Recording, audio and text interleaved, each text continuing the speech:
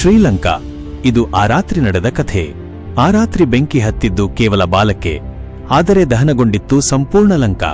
ಆ ಶಕ್ತಿ ಕೇವಲ ಮಹಾವೀರ ಹನುಮಂತನಲ್ಲಿ ಮಾತ್ರ ಇತ್ತು. ಮಾತೆ ಸೀತೆಯನ್ನು ಹುಡುಕುತ್ತಾ ಹನುಮಾನ್ ಲಂಕೆಗೆ ಬಂದಾಗ ಅವರು ರಾವಣನ ಸಭೆಗೆ ಹೋಗಿ ರಾಮನ ಸಂದೇಶವನ್ನು ತಿಳಿಸಿದರು. ಆದರೆ ಅಹಂಕಾರದಿಂದ ಕುರುಡಾದ ರಾವಣನು ಹನುಮಂತನ ಅವಮಾನ ಮಾಡಿ ಶಿಕ್ಷೆ ನೀಡುವಂತೆ ಆದೇಶಿಸಿದ. ಅವನ ಬಾಲಕ್ಕೆ ಬೆಂಕಿ ಹಚ್ಚಿ. ಸೈನಿಕರು ಬಟ್ಟೆಗಳನ್ನು ಕಟ್ಟಿಕೊಂಡು ಹನುಮಂತನ ಬಾಲಕ್ಕೆ ಬೆಂಕಿ ಹಚ್ಚಿದರು. ಆದರೆ ಅವರು ಅದನ್ನು ಅವಮಾನವೆಂದು ಭಾವಿಸಿದ್ದರು. ಅದು ಮುಂದೆ ಲಂಕೆಯ ವಿನಾಶದ ಕಾರಣವಾಗಿತು. ಬೆಂಕಿ ಹತ್ತುತ್ತಿದ್ದಂತೆಯೇ ಹನುಮಂತನು ತನ್ನ ವಿಶಾಲ ರೂಪವನ್ನು ಧರಿಸಿದರು. ಅವರು ಮನೆ ಮೇಲೆ ಮನೆ, ಬೀದಿ ಮೇಲೆ ಬೀದಿ ಹಾರಿದರು. ಕ್ಷಣ ಮಾತ್ರದಲ್ಲೇ ಚಿನ್ನದ ನಗರಿ ಸಂಪೂರ್ಣವಾಗಿ ಜ್ವಾಲೆಗಳಲ್ಲಿ ಮುಳುಗಿತು. ಆದರೆ ಒಂದು ಸ್ಥಳ ಮಾತ್ರ ಉಳಿಯಿತು, ಅಶೋಕ ವಾಟಿಕೆ. ಅಲ್ಲಿ ಮಾತೆ ಸೀತಾ ಇದ್ದರು.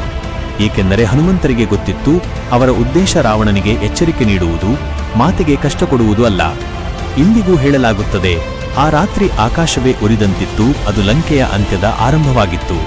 ರಾಮದೂತನು ಅಗ್ನಿಯನ್ನು ಧರಿಸಿದಾಗ ಲಂಕೆಯು ತಿಳಿತು, ಅಧರ್ಮ ಎಷ್ಟು ಬಂಗಾರದಂತೆ ಹೊಳೆಯುತ್ತಿದ್ದರೂ ಅಂತ್ಯದಲ್ಲಿ ಅದು ಬೂದಿಯಾಗುತ್ತದೆ.